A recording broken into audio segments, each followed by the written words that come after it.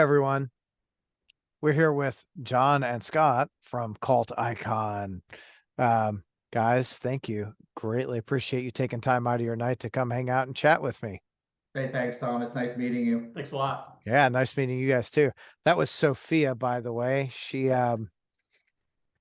We've got three pit bulls upstairs and then the cat downstairs.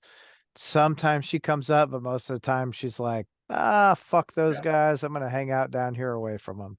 Emotional support. Yeah. Right Yeah, on. I'm her emotional support animal. Emotional support. I'm a cat person, so I can appreciate it. Right on.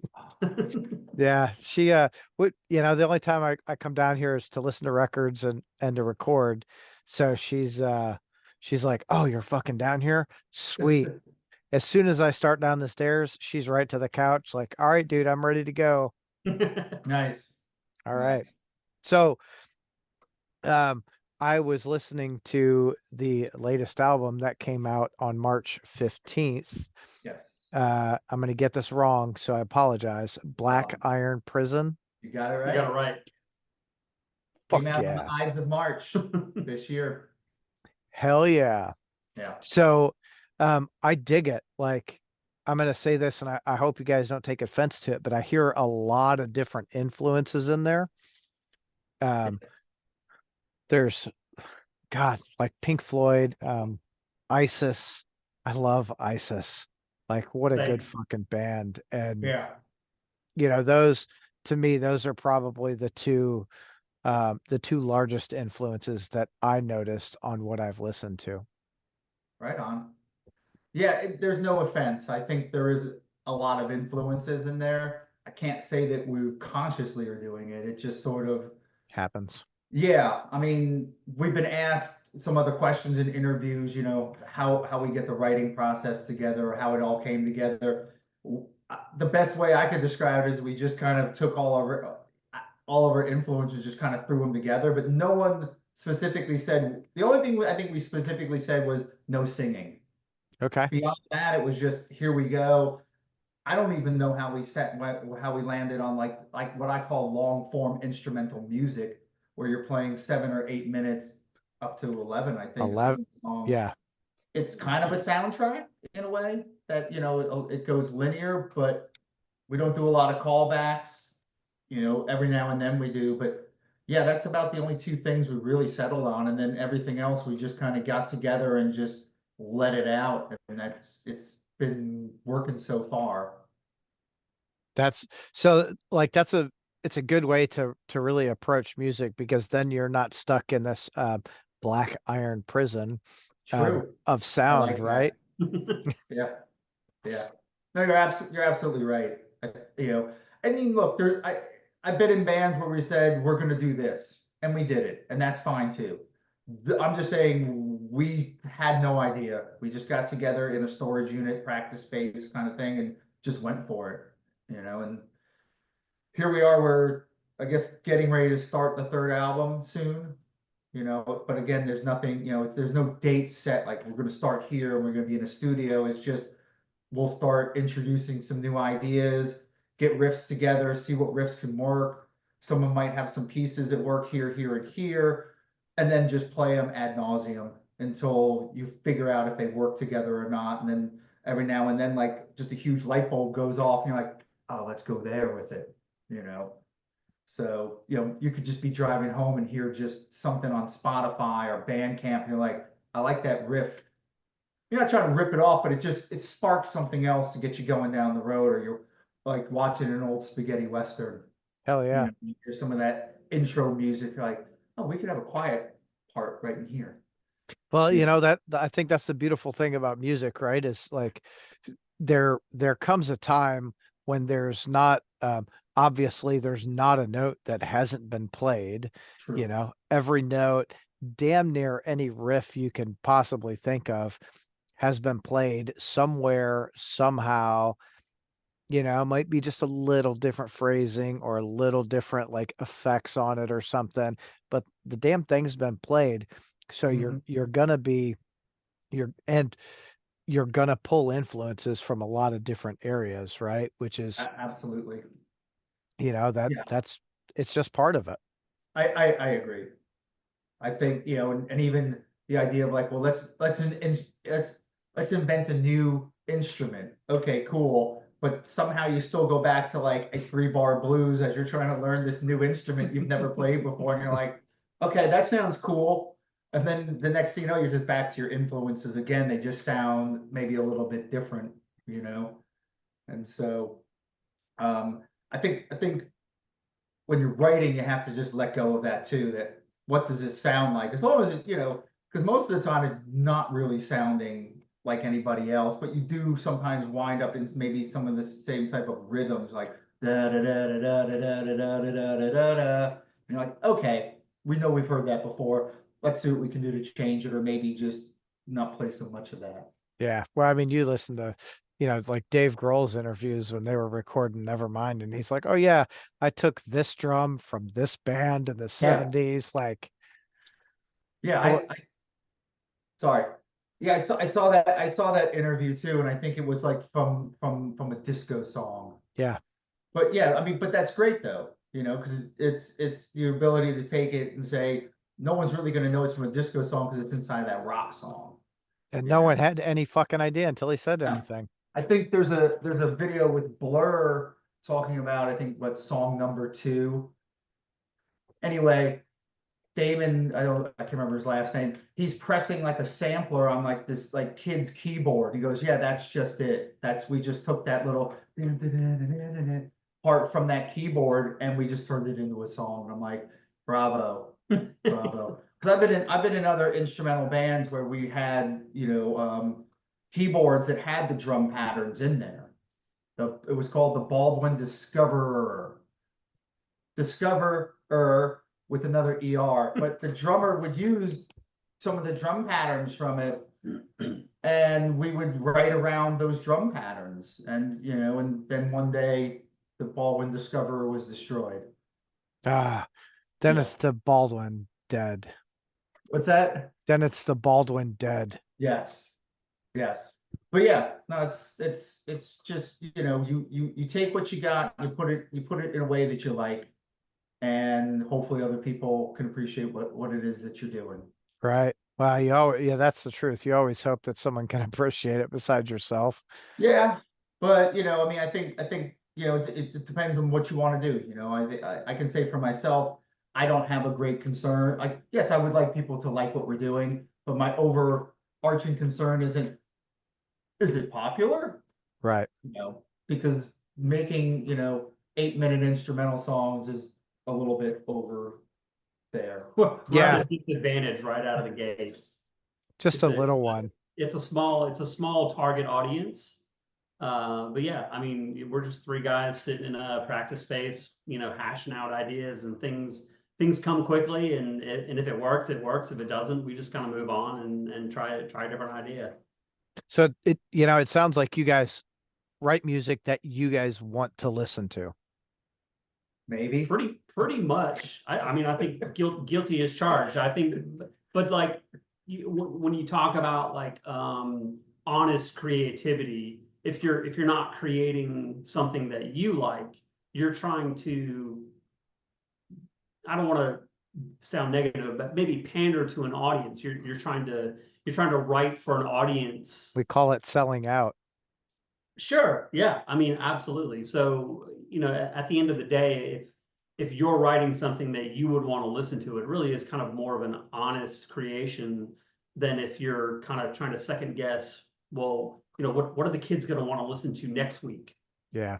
Because that's shooting at a moving target and maybe a little less genuine, in my opinion. Oh, 100%. It definitely, I feel like when an artist is out there trying to do exactly that, right? Pander to the audience and not to themselves, um, it loses all, like, in my mind, authenticity, right? Like, then when you're out there playing, it doesn't come off as genuine. Like, I saw a band a few weeks ago, probably a couple months ago, actually, because I'm old and time is totally fucked. I think it's 2019 right now still. Yeah. So I get it. That's absolutely Yeah. what it feels like still. Like, I don't know what happened, but I so was too. they were all really good musicians, but they're up there on stage and it just, what they were playing was not coming across, the audience was just kind of like, mm, Yeah. next. Um, so it makes it tough. And I think I prefer I prefer more underground music, right? Bands that haven't been heard because there's no one for them to impress, right? They're like, all of the music they write is specifically written for themselves. And it comes across as genuine and authentic. And like, it's a big bunch of who gives a fuck. Like, let's play this because we think it's cool. Yeah, and when you think about all the, we'll say local bands, because just about every metropolitan area has local bands. If you look at it from the point of view that you have to be pretty good because your audience is other bands most of the time. Yeah. And then you bring in a few people from the street, but you're not bringing in a lot, when you're getting out to play, and you're playing for 20 people, I guarantee 12 of them are probably in bands, two of them work there. Yeah. So if people in your community, especially your musician community, are inviting you to play, you must be doing something all right Yeah. because they don't want to sit through something they're not enjoying just because they need an opener, you Yeah. know? Yeah. You're absolutely right. And I think like Louisville's a little bit different, right? You go to a local show here. I was at one 2 weeks ago. It was fucking sold out. Wow, Uh, that's cool. like it's we have we have a really good community, right? And that's what it is. It's a community. All the bands support each other, and you go out to shows, and they do things like sell out, right? That's nice. That's nice. It's like, oh shit, even the bigger places. Have you guys heard of Belushi Speedball? No. Mm. Okay, so they're a crossover band. They're based here in Louisville, and they had an album release May 11th. Crazy that I remember that. Um, so we went to the Congratulations. show, and I'm going to tell you what, it was damn near 700 people in that club for that. Nice. Nice. Like, holy shit, you know. Um, so I love it. I love here. I love the community that we Yeah. have. Um, I would like to see a lot more, of that around the country and world. But we also have the shows where it's like there's 5 people here. Like, what do Oh we yeah. do? Yeah. Who Right. cares? It's the bartender. Like, let's just do Yeah. whatever. Yeah. The competition for eyes and ears is um tougher these days. You've got more choices. I think we're probably all close to the same age, and we were seeing shows pre-internet, and so you had in your town. Here's my choices. I'm going to go to see a show because what am I going to do? Watch 3 channels on TV if I'm lucky. I have 3. And then the radio, if you're looking for alternatives, the radio is not really giving you any unless you live next to like a college station. Yeah. And so going out and going to see live music and live events was just part of the routine. It was, I mean, I remember when shows would start at midnight sometimes, you know, 10 o'clock at least, Yeah. and now everyone's kind of like, well, let's try to get closer to like 8 or 9, which is great during the week Oh because yeah. trying to encourage people like, you can stay up past 10 o'clock. It's okay. Not Right. my ass is in bed by like 9. Well, if you're getting up at 3 o'clock in the morning. Well, this was not intentional today. I just Okay. so I'm a realtor, like that's my day job. All right. And my phone was ringing at 3 o'clock this morning with oh shit, this deal's falling apart. Like, right fucking now? Shouldn't you guys Yeah. all be asleep? What's going on? I thought people make deals at 3 o'clock, not Yeah. break them. Right. I'm like, oh, this Now is you know. You can go both ways. yeah, either way, you're fucked. I, Yeah, no one I wants a 3 a.m. phone call. no, but I Because it, think we saved it, but I'm yeah, like, oh my God. yeah. What a good start to the day. I was like, okay, I guess I'm up and ready to fucking go, whatever that means. I mean, well, yeah, I mean, why not? You know, it's like if you're up, you're up. It's like, you know, I'm gonna snooze for 7.5 minutes. What's the point? Right. For 6 of those minutes, I'm like, can I get to sleep in a minute? And And as soon then as you fall asleep, uh, it's like, ah, time to get up. I Yeah. get like I've tried to get rid of that whole snooze system and just power through it and be like, just get up because once you're up, you're awake. Dude, I'm gonna tell you what, I got rid of snooze and when as soon as that alarm goes off, I'm up and moving and I feel so much better. I Yeah, also got rid of coffee and all that shit. So like I say all that shit, like any caffeine, like I don't drink caffeine anymore. sure. Yeah, you're not like chugging Red Bulls at 8:30 in the morning, that kind of Yeah. thing. Right. So like I just get up. I've got a lot cleaner like thought process. Makes Nice. get up and go. I'm like, all right. My wife's like, you're crazy. I'm like, all right. I mean, look, man, if it's working for you, it's like people when they diet, you know, Yeah. whatever works for you is great. Just don't tell me about it. I just told you about it. Damn it. No, that's yeah. No, I'm talking about diets Yeah, anyway. me too. So sorry, back to music. Oh, it's all right. So And how did you guys you said the interview is conversational, so I absolutely did. yeah, I listen to some conversational podcasts, so this is not out of the ordinary. Okay. Uh, how did you guys meet? We met through a mutual friend. Yeah. Well, yeah. I mean, yeah, I guess Mike Johnson, right? Yeah, or Josh Edwards. Yeah. Yeah. So we've known each other for forever, Yeah. basically, through the bar scene. Yeah, we've been in Raleigh for a while together, so we never really hung out. We've known each other, been Mhm. acquainted, drank in the same bars, had some mutual friends, and then I was putting an ad out for the band, and I had put something on Craigslist that our drummer called me about. And one of the things I did with that was I told people that I am older than 40 at the time. And it's not that I don't want to play with younger guys, but younger guys or younger people, they've got a different mindset as far as like where they want to go and how they want to do things. I'm not there anymore. You know, in other words, if you're 25 years old, you may have the ability to get in the van and go for a month or 2 months to tour. I just couldn't do stuff like that, you Right. know. And so I got one person calling me about drums, and that was Ryan. We met, we started playing, and then I saw Scott at a bar, and I said, "Hey, I'm doing this band. You want to play guitar?" And I was like, hell yeah, because I was in between projects and sort of looking for something to sink my teeth into. Hell yeah. Yeah, And then I gave him the wrong address, that's true. You so we were did. waiting for him. I went to the And I'm wrong like, storage unit. yeah, And I'm like, where are you yeah. guys? I'm not trying to fuck with you. He's like, I'm at the front gate right now. I'm like, no, motherfucker, I'm at the door. Like, what? Where are you? There's more than one ample storage in Raleigh. Yeah. Apparently.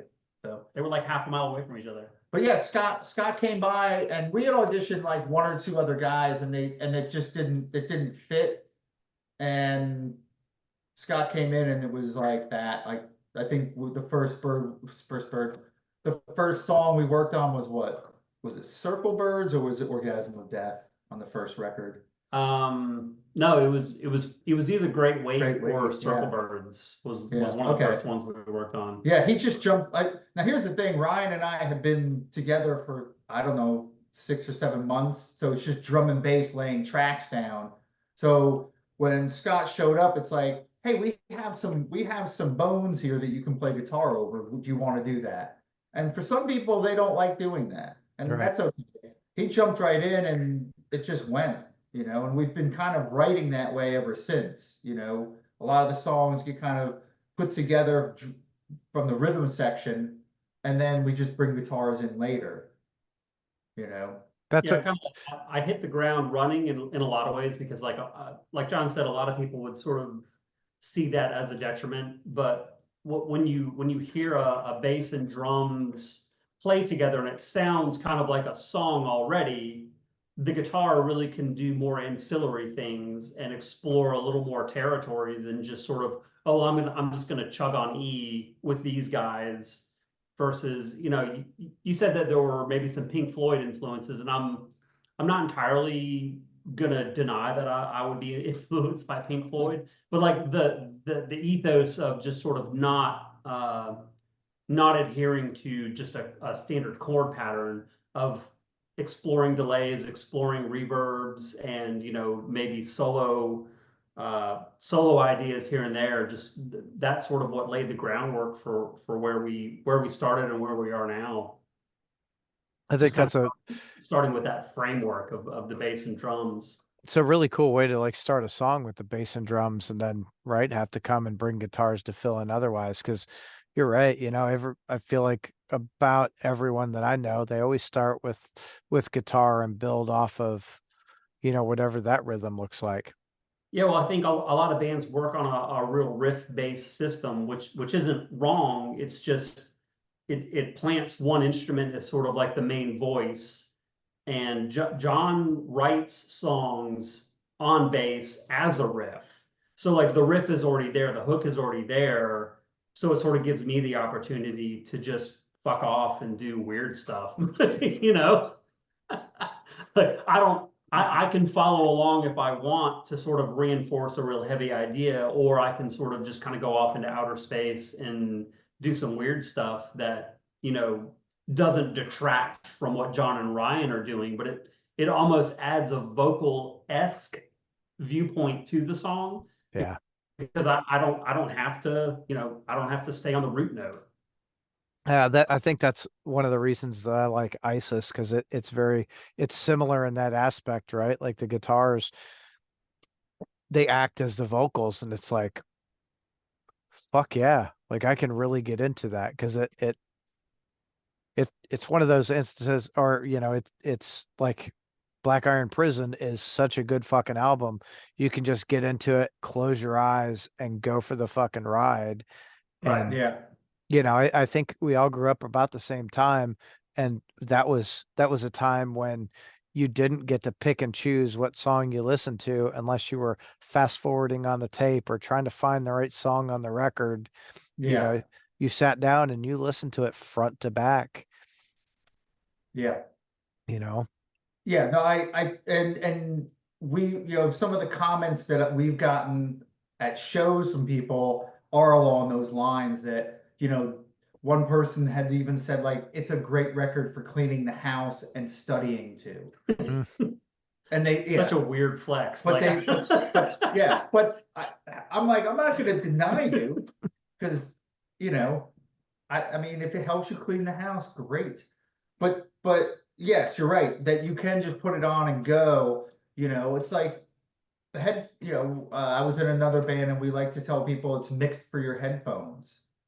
Sit back, put people have earbuds now, but yeah, headphones, and just sit back and like go somewhere. And we've had there's I think a comment on Bandcamp from someone, the same kind of thing where they just put the headphones on and put the album on and just go. And I think that's for me at least, it's a great compliment. Yeah. I think that's kind of what's happening. It is sort of, if you want to put it in a genre, soundtrack. It is kind of a soundtrack for we're not writing it like a soundtrack. We're not thinking, okay, here's where you slide down into the crater on Mars, and but yeah, I think that's kind of how things have worked out. And and I agree with Scott, giving him the ability to say, here's a nice foundation, here's where it's going to go, get crazy. Yeah. And not everyone can do it. It's a compliment to him, because we did have other guitar players, and nothing against their style, but what they want, it was too much for them to. I'm not exactly sure why, but it was just too much for them to take in. They're like, I don't know what to play to this. I'm like, well, you have the root. If yeah. Some people just they just can't connect that, right? Yeah. And it's and it could be because they can't connect the music, or they're just not connecting with the other members in the band, right? So for whatever reason, they weren't a good fit, and Scott comes in and fucking crushes it. He's like, absolutely, pulling a Joe Satriani, surfing with the alien and shit. Yeah, That's one of the great things about music, I feel like, is, you know, you're in a room and you're having a conversation, but it's not a conversation of words, right? Like Right. you're conversing with your bandmates, whether you think you are or not. And that's, I think that's important to like us clicking together as a unit, is that we all eventually spoke the same language about music. We all had the same goals. We all had the same presence of mind to say, this is where we want to go with this. Yeah. And without ever saying it, you know, like it just happened. Well, And, that's, and you now know, it's that really cool. absolutely. that's absolutely one of the great things about music is you don't need words to connect, right? Exactly. Like music is the great connector. If there's nothing else in this world that we can identify with, we can absolutely identify with someone who says, "Hey, I like this band and this song," and you're like, "Fuck yeah, me too."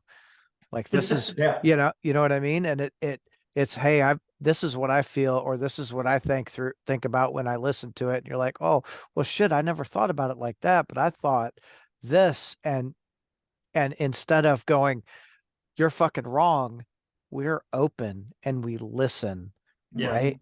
And there's nothing else. Like, who gives a shit? You know, yeah, we actually connect, and that's the good thing about, well, my favorite thing about music is there's no race, there's no fucking religion, there's, like nothing matters, absolutely.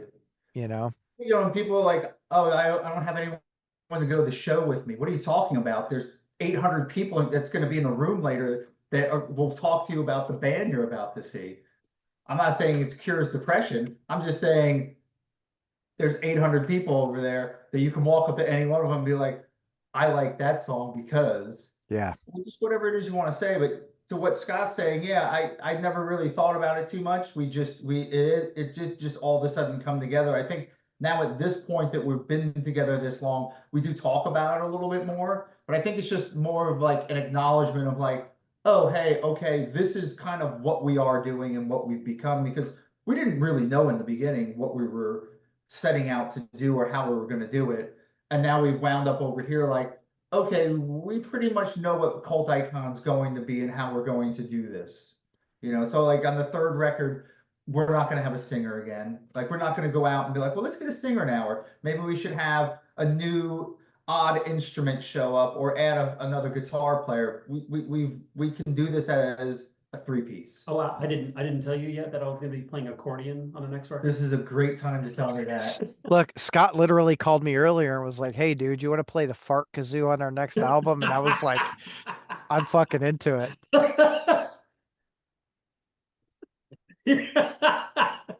You made him leave. Yeah. John's like, fuck you, I'm out of here. he's he's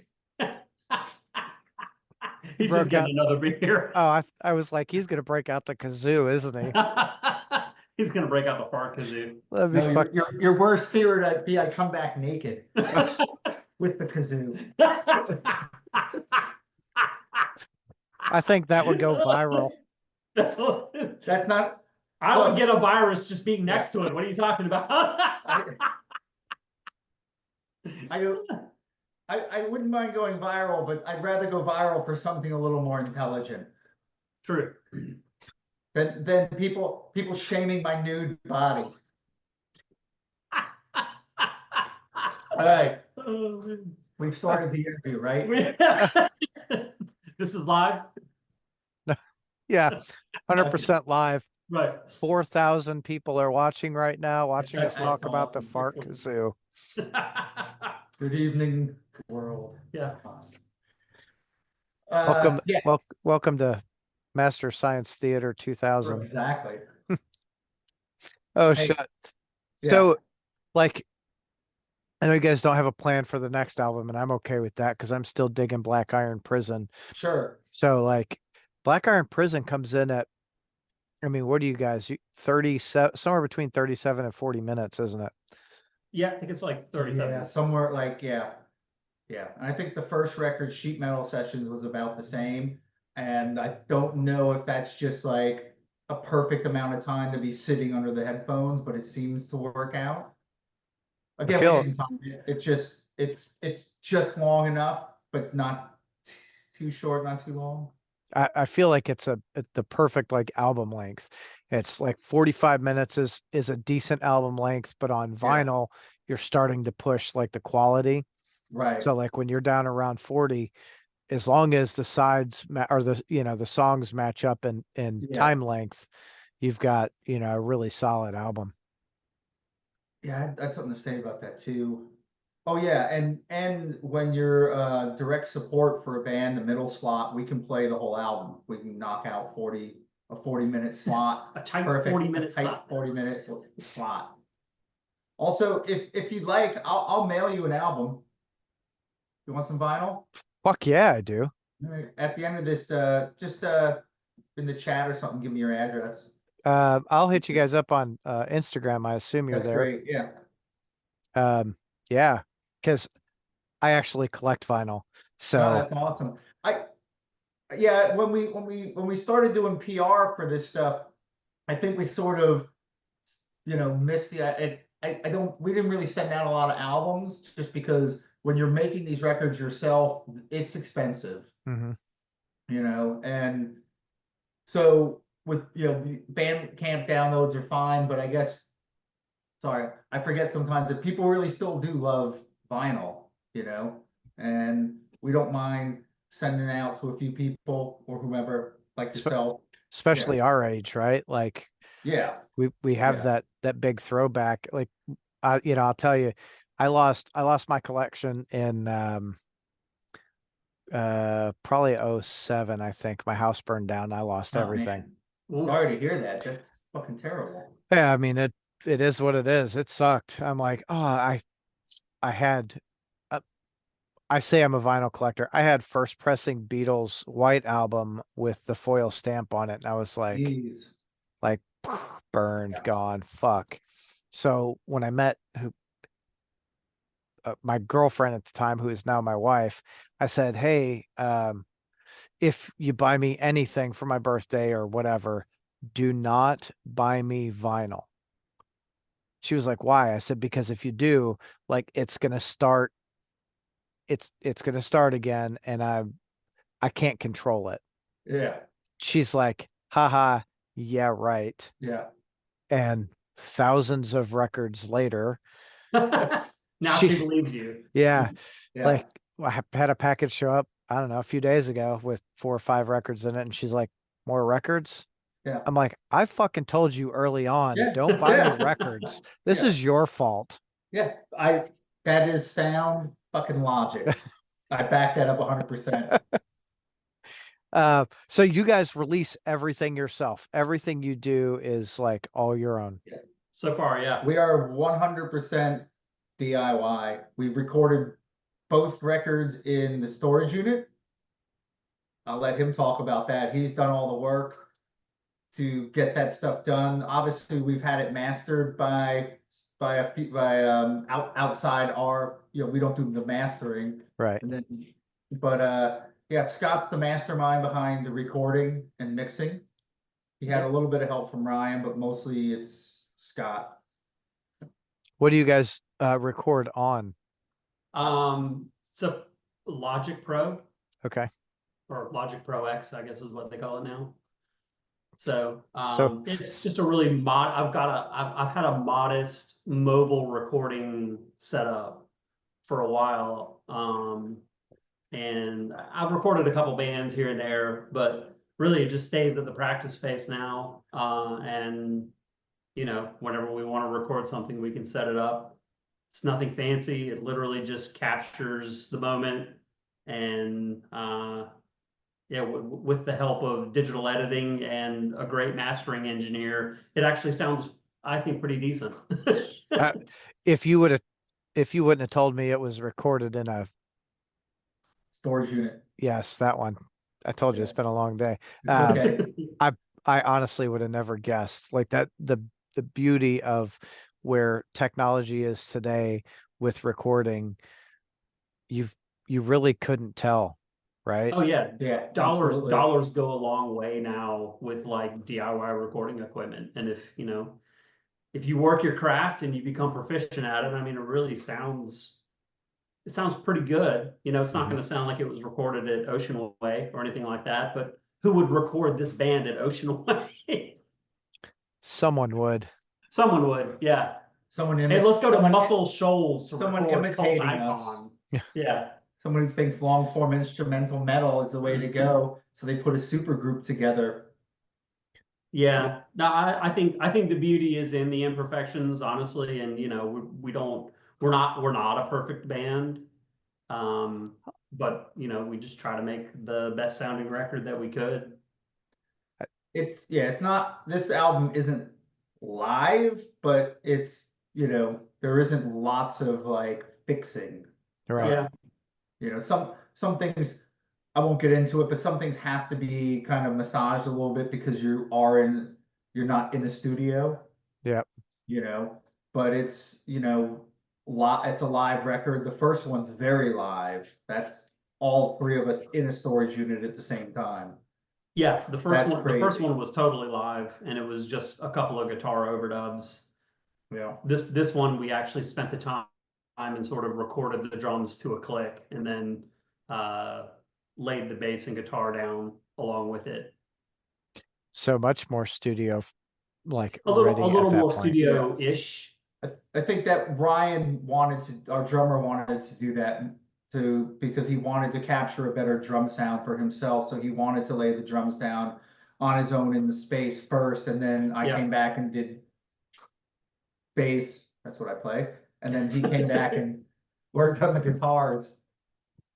I will say this though. Now this is, I guess they call it nowadays a humble brag, but I think live we're really good though. We have a really good live sound, yeah.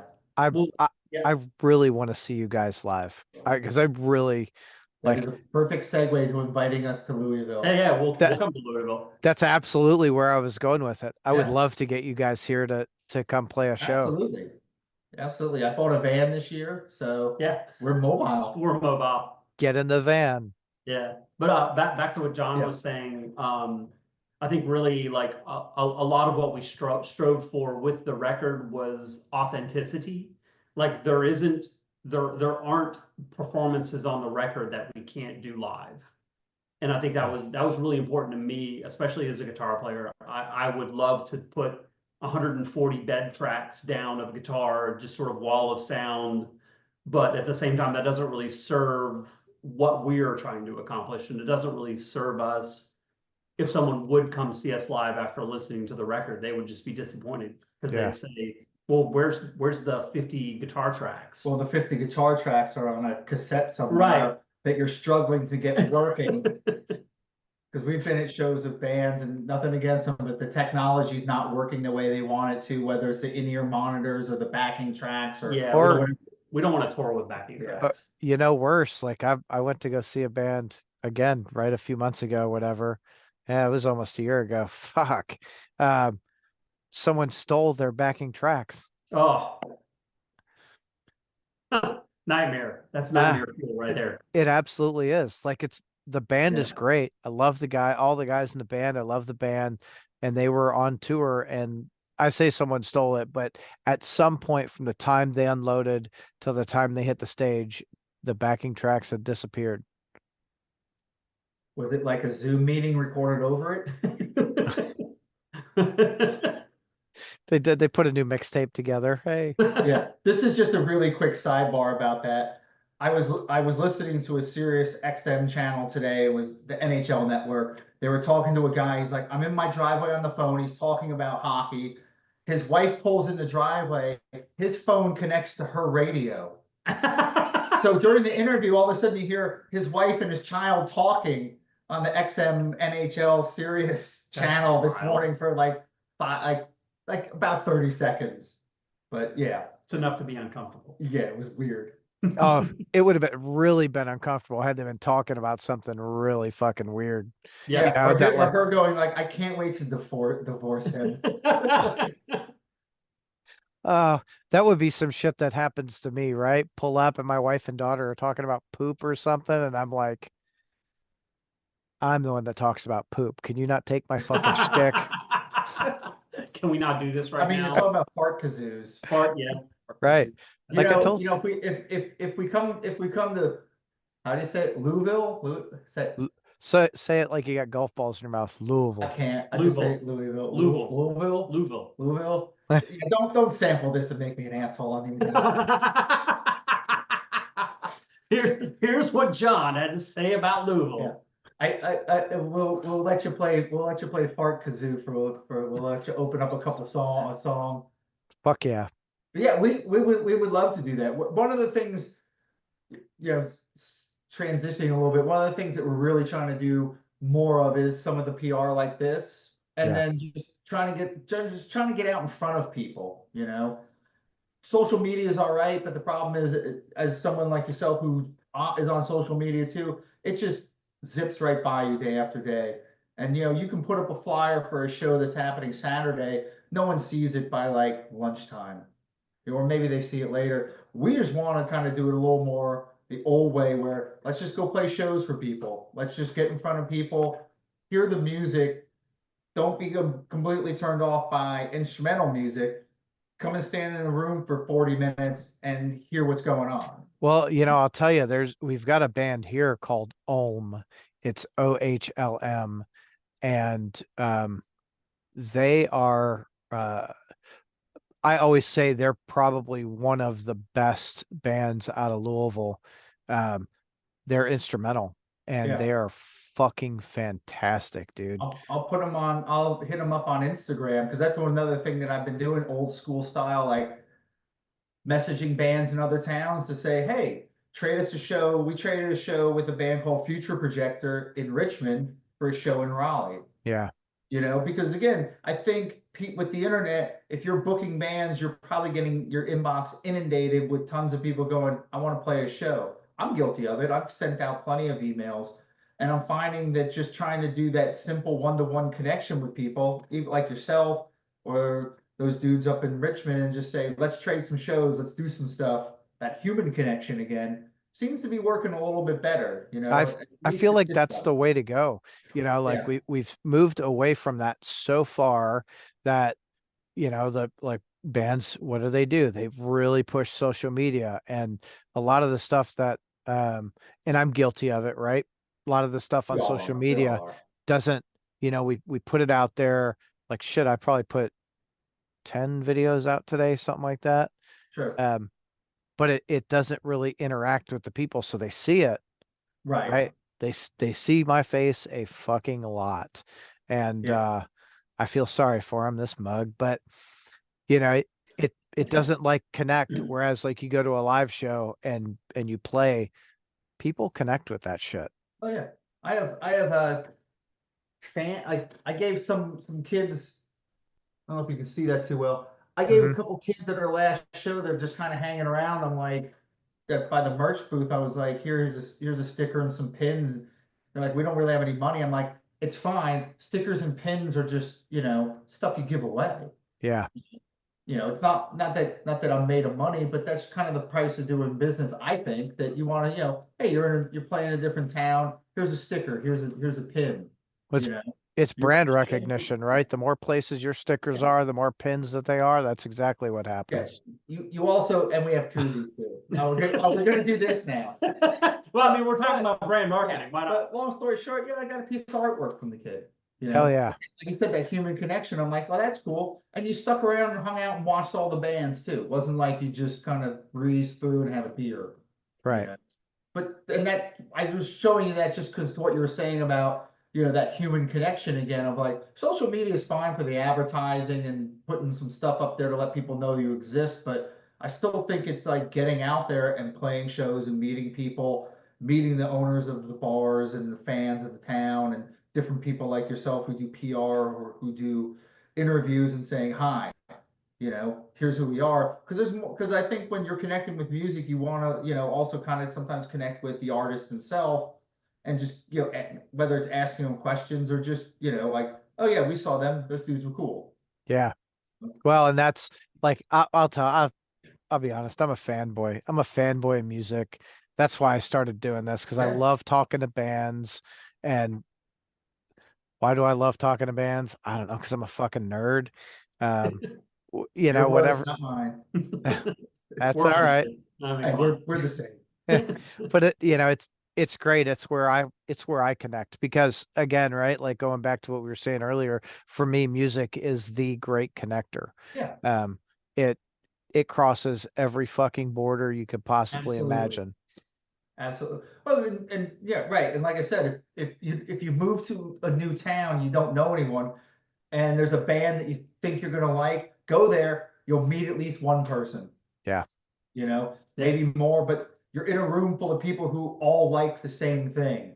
There's no reason, you know, there's you like I said, you have something to talk about. Yep. You know, 100%.